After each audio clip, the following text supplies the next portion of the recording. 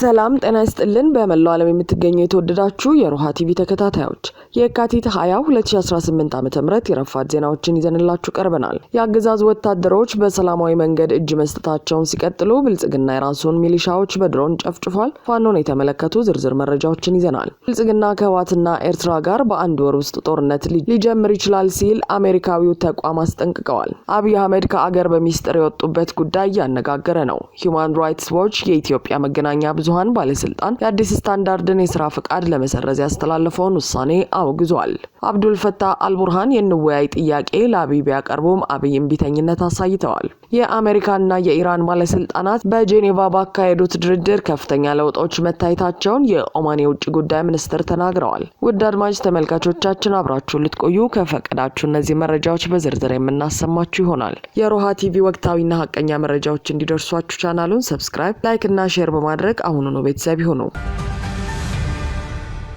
የአገዛዙ ወታደሮች በሰላማዊ መንገድ እጅ መስጠታቸውን ሲቀጥሉ ብልጽግና የራሱን ሚሊሻዎች በድሮን ጨፈጨፈ። የአማራ ፋኖ ብሔራዊ ንቅናቄ ጎንደር ጠቅላይ ግዛት እዝ 204ኛ አስቻለው ደሴ ኮር አጼ ፋሲል ክፍለ ጦር የአገዛዙን ወታደሮች በመበቀል ላይ ነው።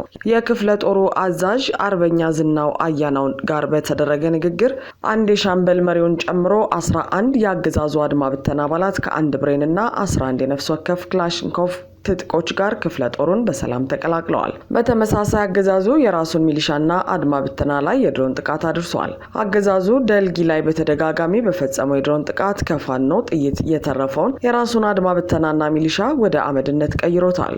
ጎንደር በለሳ ላይ ብልጽግናን አምነው በተሰበሰቡ ሚሊሻዎች ላይ በተቀነባበረ ሴራ ባደረሰው የድሮን ጥቃት ከ100 በላይ ሚሊሻዎች መሞታቸው የቅርብ ጊዜ ትውስታ ነው። በአማራ ሚሊሻዎችና አድማ ብተና ላይ በተደጋጋሚ በሚደረግባቸው ክህደት ብዙ ሚሊሻዎች መሞታቸው የመጀመሪያው አይደለም። ይህ በእንዲህ እንዳለ የደሴ ከተማ አስተዳደር ፖሊስ መምሪያ በከተማዋ ዙሪያ በተደረገ ውጊያ ለብልጽግና መከላከያ ሰራዊት መንገድ ሲመሩ በፋኖ ለተገደሉ የመንገድ ትራፊክ አባላትን ጨምሮ ለፖሊስ አባላት የህሊና ጸሎት ፕሮግራም ሲካሄድ ውሏል። የህሊና ጸሎት ፕሮግራሙ የተካሄደው ዛሬ የካቲት 19 2018 ዓ.ም በደሴ ከተማ ፖሊስ መምሪያ አዳራሽ ላይ ነው። በተመሳሳይ በጎጃም በቢቡኝ ወረዳ አባት አርበኞች ጦር ለግዳይ ዝግጁ መሆናቸውን የ201ኛ ኮር ህዝብ ግንኙነት ኃላፊው የቢቡኝ ወረዳ ጊዜያዊ መንግስት ጸጥታ ዘርፍ ኃላፊውና አስፈጻሚ ኮሚቴዎች በተገኙበት ገልጸዋል። በተጠንቀቅ ላይ ያሉ የቢቡኝ ወረዳ አባላት አርበኞች ጦር የድርጅቱንና የትግሉ ቁመና በቂ ግንዛቤ ከተሰጠ በኋላ ከትግሉ ጎን በመሆን የአማራ ታሪካዊ ጠላት የሆነው የብልጽግና መንግስት ነኝ ባይ ስብስብ ቡድን እስከ መጨረሻው ድረስ እንታገላለን ሲሉ ገልጸዋል። በተጨማሪም ትግሉ በአጭር መቋጨት እንዳለበት ገልጸው ህዝቡ ከፋኖ ጎን መቆም እንዳለበት በመረዳት ለቀጣይ ግዳጆች ትጥቅና ስንቅ በማዘጋጀት የድርጅታችን ትዕዛዝ በመጠባበቅ ላይ ነን ብለዋል። አሁን ላይ አምባገነኑ የብልጽግና ስርዓት በማንነታችን እየፈጸመብን ያለውን በሌሎች አካባቢ እያየን ስለሆነ ቀድመን ራሳችንን የመከላከልና ቀጠናችንን መጠበቅ አለብን በማለት የወረዳው የጸጥታ ዘርፍ ኃላፊ የጀርባ ደጀን ህዝቡን በመጠርነፍ ትዕዛዝ በመጠባበቅ ላይ ይገኛል። ብልጽግና ከህወሓትና ኤርትራ ጋር በአንድ ወር ውስጥ ጦርነት ሊጀምር ይችላል ሲል አሜሪካዊው ተቋም አስጠነቀቀ። በህወሓትና በብልጽግናው አገዛዝ መካከል በቀጣይ ወር ግጭት ሊቀሰቀስ እንደሚችል የአሜሪካው ተቋም አስጠንቅቋል።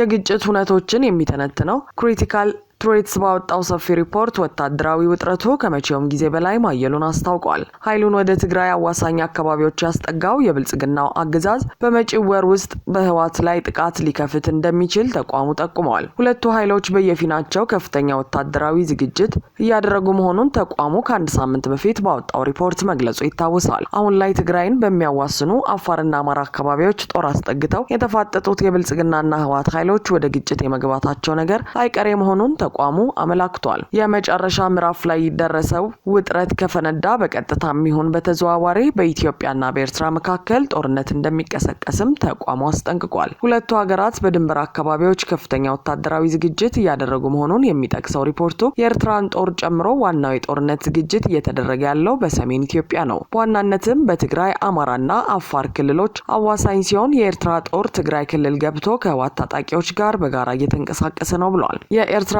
ወታደሮች ከአዲግራት እስከ ተንቤን ድረስ ዘልቀው መግባታቸውን የዓይን እማኞች ጠቅሰው ኢትዮጵያ ኢንሳይደር መዘገቡ ይታወሳል። በኢትዮ ኤርትራ መካከል ጦርነቱ ከተቀሰቀሰ እንደ ሳውዲ አረቢያ፣ የተባበሩት አረብ ኤምሬትስ ያሉ የባህረ ሰላጤው ሀገራት እንደሚገቡበት ተቋሙ በሪፖርቱ አስጠንቅቋል። እንዲሁም ከኢትዮጵያ ጋር ውጥረት ውስጥ የምትገኘው ግብጽና በቀጠናው ያንዣበበች የምትገኘው እስራኤል እጃቸውን ማስገባታቸው አይቀሬ መሆኑን አመላክቷል። 11ኛ ሰዓት ላይ የደረሰውን ውጥረት ማስቀረት ካልተቻለ የቀጠናው ሀገራት ጣልቃ የሚገቡበት ጦርነት ሊነሳ እንደሚችል እየተነገረ ነው። ባለብዙ ጠላት ብልጽግናም የተባበሩት አረብ ኤምሬቶችን ተማምኖ ወደ ውጊያው ከገባ ከባድ ዋጋ እንደምንችል ነው እየተገለጸ ያለው። ታዲያ ከዚህ ቀደም በሚኒስትሮቻቸውና በጦር አዛዦቻቸው በኩል የመሳሪያ ግዢ ከአዘርባይጃን ሲፈጽሙ የነበሩት አብይ አህመድ አሁን ላይ ራሳቸውን በሚስጥር ወደ አዘርባይጃን ተጉዘዋል። ይህ በሚስጥር ወደ አዘርባይጃን ያደረጉትን ጉዞ የአዘርባይጃን መገናኛ ብዙሃን በፎቶ አስደግፈው ሲያወጡት ትናንት ማምሻውን በጠቅላይ ሚኒስትር ጽህፈት ቤት ለስራ ጉብኝት በሚል ባጭሩ ተገልጿል።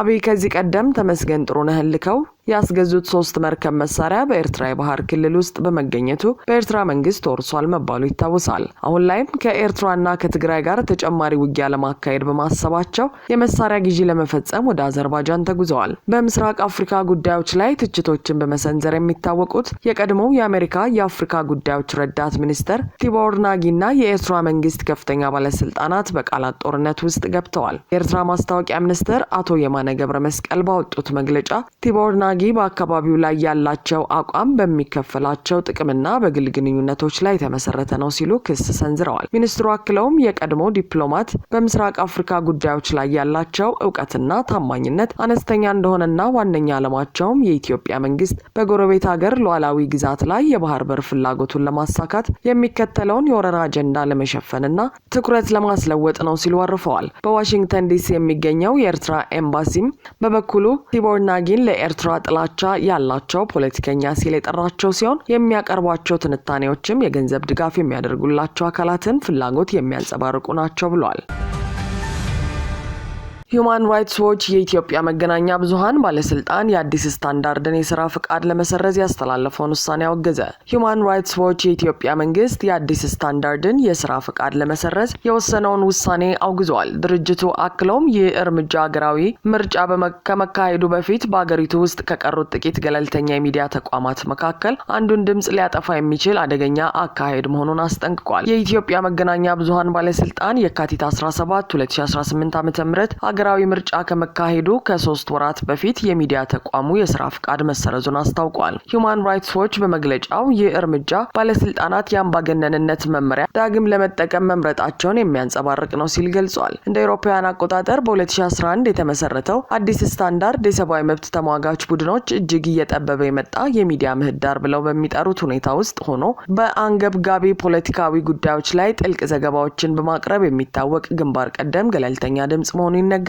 ሁማን ራይትስ ዎች እንደገለጸው የሚዲያ ተቋሙም ሆነ ሰራተኞቹ ባለፉት ዓመታት ተደጋጋሚ ጫናዎች ሲደርሱባቸው ቆይተዋል። እንደ ተቋሙ ገለጻ ባለስልጣናት እንደ አውሮፓውያን አቆጣጠር በህዳር 2020 ከመጽሔቱ አዘጋጆች አንዱን በቁጥጥር ስር ያዋሉ ሲሆን በትግራዩ በትጥቅ የታገዘ ግጭት ወቅትም መጽሔቱ ለጥቂት ጊዜ ታግዶ ነበር። እንዲሁም በሚያዝያ 2017 ዓ.ም በቢሮ ላይ ወረራ በማካሄድ 3 የስራ ባልደረቦቹን በቁጥጥር ስር አውለዋል። የኢትዮጵያ መገናኛ ብዙሃን ባለስልጣን የፈቃድ ስረዛውን ባሳወቀበት መግለጫ አዲስ ስታንዳርድ የኢትዮጵያን ህጎችና የጋዜጠኝነት ስነ ምግባርን የሚጥሱ እንዲሁም ብሔራዊ ጥቅምን አደጋ ላይ የሚጥሉ ዘገባዎችን በተደጋጋሚ ሲያሰራጭ ቆይቷል ሲል ከሷል። ሆኖም ባለስልጣኑ የተፈጸሙ የተለዩ ጥሰቶችን በዝርዝር አልጠቀሰም። የአዲስ ስታንዳርድ ዋና አዘጋጅ ዮናስ ከድር የቀረበውን ክስ ውድቅ በማድረግ ባለስልጣኑ ቀደም ሲል ስለተፈጸሙ ጥሰቶችም ሆነ ስለተወሰዱ እርምጃዎች ለአዲስ ስታንዳርድ የዜና ክፍል በይፋ ያሳወቀው ነገር የለም ብለዋል። አክለውም አሳታሚው ድርጅት መብቱን ለማስጠበቅ የሚረዱ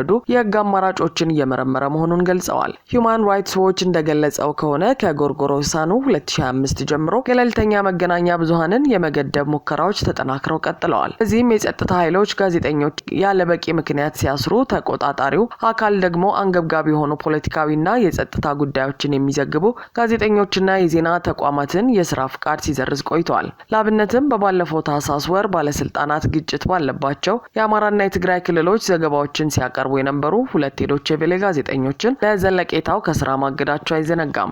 በጥር ወር የኢትዮጵያ መገናኛ ብዙሃን ባለስልጣን የዋዜማ ራዲዮን የስራ ፍቃድ የሰረዘ ሲሆን ለዚህም እንደ ምክንያት ያቀረበው ተቋሙ የስነ ምግባር ጥሰት ፈጽሟል እንዲሁም ከብሔራዊ ጥቅም በተቃራኒ ተንቀሳቅሷል የሚል ክስ ነው። በተመሳሳይ በየካቲት ወር ሮይተርስ የዜና ወኪል የኢትዮጵያ መንግስት ለሱዳን ፈጥኖ ድራሽ ኃይል ሚስጥራዊ የስልጣን ካምፕ አዘጋጅቷል የሚል ዘገባ ካወጣ በኋላ የመገናኛ ብዙሃን ባለስልጣኑ 3 የሮይተርስ ጋዜጠኞችን የስራ ፍቃድ እድሳትን መከልከሉ የሚታወስ ነው። ኢትዮጵያ በሰሜኑ የአገሪቱ ክፍሎች ዳግም ባገረሸው ውጥረት ውስጥ ሆና ወደ ሀገራዊ ምርጫ እየተቃረበች ባለችበት በዚህ ወቅት ግልጽነትን ለማረጋገጥና መረጃን መሰረት ያደረገ ህዝባዊ ውይይት እንዲኖር የነጻና ገለልተኛ ፕሬስ ሚና ወሳኝ መሆኑን ሁማን ራይትስ ዎች አሳስቧል። ድርጅቱ የኢትዮጵያ ዓለም አቀፍ አጋሮች በአገሪቱ ውስጥ እየታየ ያለውንና አሳሳቢ የሆነ የመገናኛ ብዙሃን ነጻነት መሸርሸር ሲል የገለጸውን ሁኔታ እንዲቃወሙና ድምጻቸውን እንዲያሰሙ ጥሪ አቅርበዋል።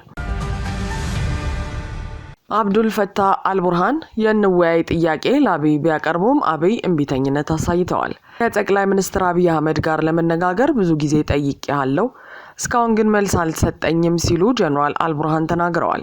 የሱዳን ወታደራዊ መሪ ሌተናል ጀነራል አብዱል ፈታህ አልቡርሃን በአዲስ አበባ ጉብኝት ለማድረግና ከጠቅላይ ሚኒስትር አብይ አህመድ ጋር ለመነጋገር በተደጋጋሚ ጥያቄ ቢያቀርቡም መልስ አለማግኘታቸውን አስታውቀዋል። ይህንን የተናገሩት ካሜሮን ሆድሰን ለተባሉት የቀድሞ የአሜሪካ ዲፕሎማትና የአፍሪካ ጉዳዮች ተንታኝ ነው። ካሜሮን ሆድሰን ይህንን በተመለከተ በሴማፎር ላይ ዝርዝሩን አስፍረዋል። ባለፈው ሳምንት በአዲስ አበባ የተከናወነው የአፍሪካ ህብረት ስብሰባ እንደተጠናቀቀ ወደ ካርቱም መብረራቸውንም አስረድተዋል። በዚያም ከሌተናል ጀነራል አልቡርሃን ጋር የመነጋገር እድል ማግኘታቸውን አስታውቀዋል። የቀድሞው የአሜሪካ ዲፕሎማት በጽሁፋቸው ጀነራሉን በምስራቃዊ ሀገራቸው ክፍል ስላለው አለመረጋጋት ጠየቅኳቸው፣ እንዲሁም በተባበሩት አረብ ኤምሬትስ ድጋፍ በኢትዮጵያ የተቀናቃኛቸው ፈጥኖ ድራሽ ኃይል ካምፕ ተመስርቷል ስለሚባለው ሪፖርትም ምን እንደሚሰማቸው ጠይቄያቸው ነበር ብለዋል። ሲቀጥሉም አልቡርሃን የሰጡኝ መልስ እኛ በኢትዮጵያ ጦርነት ውስጥ ምንም ሚና እንዲኖረን አንፈልግም፣ እንዲሁም ኢትዮጵያን በእኛ ውስጥ ጣልቃ እንድትገባ ፍላጎት የለንም የሚል ነው በማለት ገልጸዋል። የፈጥኖ ድራሽ ኃይሉን ካምፕ ጉዳይ በተመለከተ ሌተናል ጀነራል አልቡርሃን በጉዳዩ ላይ ከጠቅላይ ሚኒስትር አብይ አህመድ ጋር የመነጋገር ሀሳብ እንዳላቸው መግለጻቸውንም አስታውቀዋል። በተደጋጋሚ ወደ አዲስ አበባ ጉብኝት ለማድረግና ይህንን ውይይት ለማከናወን ጥያቄ ያቀረቡ መሆናቸውን የጠቀሱት አልቡርሃን ነገር ግን እስካሁን መልስ አለማግኘታቸውን መናገራቸውን ካሜሮን ሆድሰን በዚህ ጽሁፋቸው ገልጸዋል። የአሜሪካና የኢራን ባለስልጣናት በጄኔቫ ባካሄዱት ድርድር ከፍተኛ ለውጦች መታየታቸውን የኦማን የውጭ ጉዳይ ሚኒስትር ተናገሩ። አደራዳሪው ጦርነትን የሚያስቀር ስምምነት የመድረሱ እድል ግን አሁንም ግልጽ አይደለም ብለዋል። ሁለቱ ወገኖች ባደረጉት ቀጥተኛ ያልሆነ ውይይት አደራዳሪ የነበሩት የኦማን ውጭ ጉዳይ ሚኒስትር ባድር አልቡሳዲ አሜሪካና ኢራን ተደራዳሪዎች ከመሪዎቻቸው ጋር ከተመካከሩ በኋላ ንግግራቸውን በቅርቡ ለመቀጠል መወሰናቸውንና በሚቀጥለው ሳምንት በቪየና የቴክኒክ ጉዳዮች ላይ ውይይቶች እንደሚያካሂዱ ተናግረዋል። የኢራን የውጭ ጉዳይ ሚኒስትር አባስ አራግቺ ጥሩ እድገት መታየቱን ተናግረው በአንዳንድ ጉዳዮች ላይ ስምምነት ቢኖርም በሌሎች ጉዳዮች ላይ ግን አሁንም ልዩነቶች መኖራቸው ተነግሯል። የሚቀጥለው ድርድር ከአንድ ሳምንት ባነሰ ጊዜ ውስጥ እንደሚካሄድ ተናግረዋል። በሁለቱ ሀገራት መካከል ተጨማሪ ውይይቶች መካሄዳቸው ፕሬዚዳንት ዶናልድ ትራምፕ ጥቃት ለመፈጸም ያሰሙትን ማስጠንቀቂያ ተግባራዊ ማድረግ እድላቸውን ሊቀንስ ይችላል። ትራምፕ እንደ አውሮፓውያን አቆጣጠር በ2003 አሜሪካ ኢራቅን ከወረረች ወዲህ በመካከለኛው ምስራቅ ትልቁን ወታደራዊ ኃይል እንዲሰማራ አዘዋል።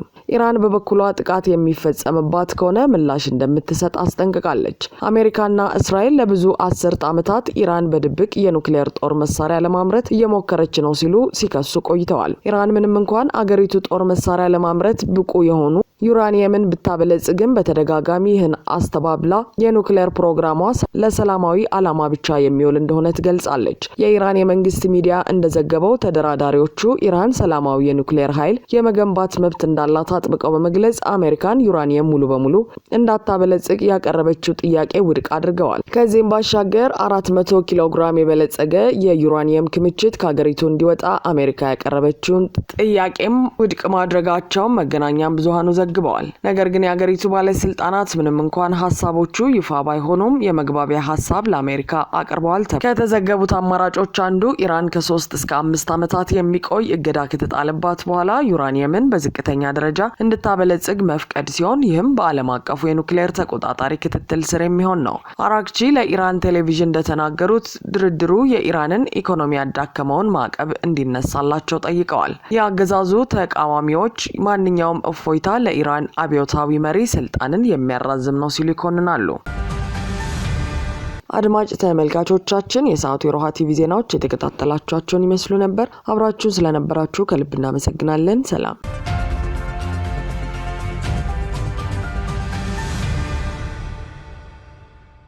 ሰላም ጤና ይስጥልን። በመላው ዓለም የምትገኙ የተወደዳችሁ የሮሃ ቲቪ ተከታታዮች የህዳር 9 2017 ዓ.ም የምሽት ዜናዎችን